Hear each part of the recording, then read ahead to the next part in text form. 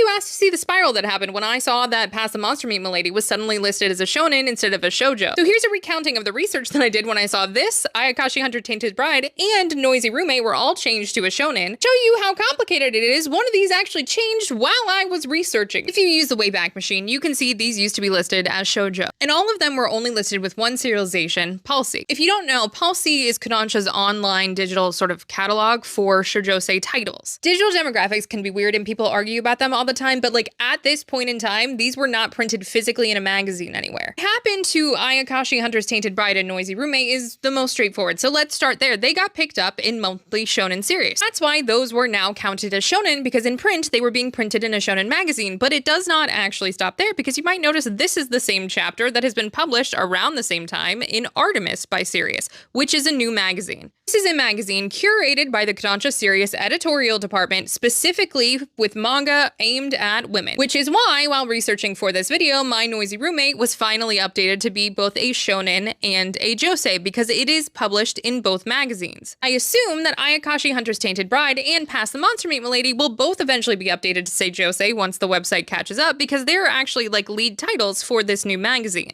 We actually haven't answered the question for why Pass the Monster Meat Milady is listed as a shonen, because it's not serialized in Sirius Shonen Magazine, it is only in Isekai Heroine Fantasy, Pulsey, and Artemis by Sirius. And what's Isekai Heroine Fantasy? Well, that took a while to find out. So it exists as a mix list on Amazon, curated by the Kodansha editorial team. It's promoted on Pulsey, but the only actual remotely demographic-related information I could find was this sort of call to hire people saying that it does extremely well with women. So if you look up these titles on the Japanese IP search, you can see that Pass the Monster Meat Milady is listed as a shonen and is listed as this Isekai Heroine Fantasy. No title on this website that I could find accounts for Artemis yet. So it could be this is considered a mixed demographic collection where some are going to be listed as shoujo, some are going to be listed as shonen. It does match what's on that IP website from what I've cross-checked, but it doesn't necessarily match that article or how they even market it. This is auto-translated, but based on how they market this collection, it does feel that they are pushing it more towards women. But also, Monthly Shonen Series has done a bunch of promotion for the series. They released a limited edition Shikishi with the magazine, promoted the anime when it was announced. So it could be that how the physical volumes of the series are marketed is as a shonen.